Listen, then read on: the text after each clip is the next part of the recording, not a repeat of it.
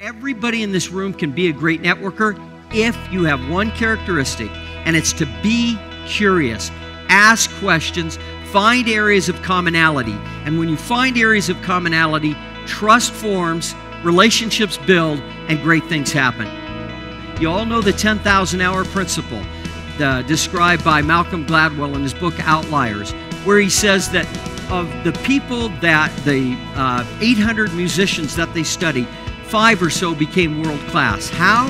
They each spent 10,000 hours practicing the piano between the ages of 5 and 20.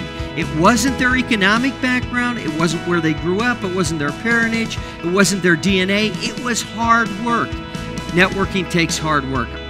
I met Steve Wozniak. I have a little computer back there that Steve Wozniak is now signed, because Steve Wozniak came to work for me at Fusion IO when I was CEO as my chief scientist.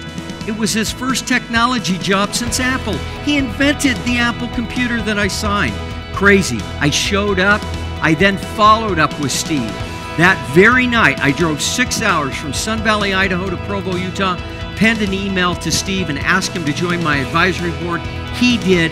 It changed the trajectory of Fusion IO and the history of the company. You got to follow up. Who in this room needs your hand up?